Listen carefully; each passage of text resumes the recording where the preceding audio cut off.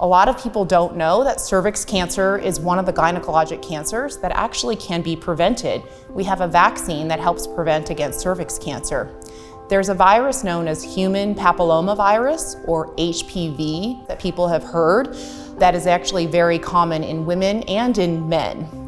This, if you have a persistent infection with HPV, can eventually lead to cervix cancer. Infections of HPV can also lead to other cancers, including anal cancers and cancers of the head and neck area. The vaccine is available in 3 different formulations around the world because cervix cancer is a worldwide cancer as well. Here in the United States, we have one vaccine available. It's called the 9-valent vaccine.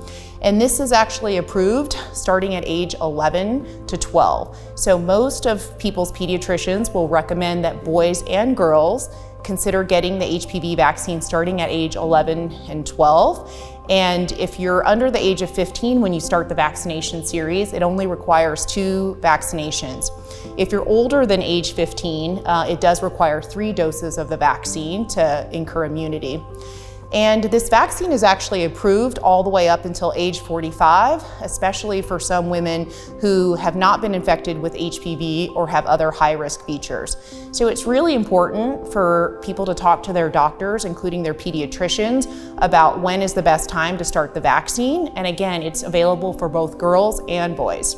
Luckily, cervix cancer is one of the gynecologic cancers that actually we can screen for, and we have effective screening. So when we talk about screening for cancer, we want to try to detect that cancer early when we can treat it and we can potentially cure it. So it's important to consider screening for cervical cancer. We recommend screening start around age 21 in women for cervix cancer, and this includes a visit to their doctor for a pelvic exam and what's known as a Pap test. So a Pap test is a sample of the cells at the cervix to detect if there's any precancer or cancerous conditions. And if we detect some precancerous cells, we can actually try to treat that early before it turns into cervix cancer. At age 30, we talk about screening with not only the Pap test, but also too sometimes what we call co-testing. So not only do we do the sample to look for precancerous or cancerous cells, we also actually do HPV testing. So we're testing to see if there's any HPV infection. And if those tests are negative, women can go every 3 to 5 years without having had those tests.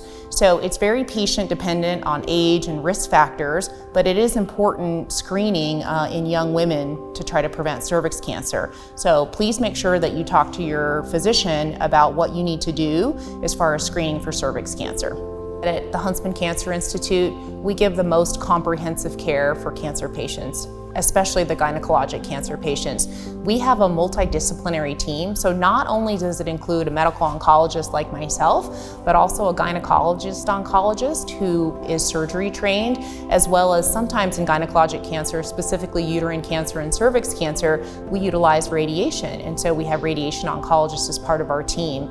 We have the most caring group of nurses and nurse practitioners and physician's assistants, as well as genetic counselors and social workers here at Huntsman. Our patients get the whole team supporting them through every aspect of their patient care, which is really important when you're battling cancer.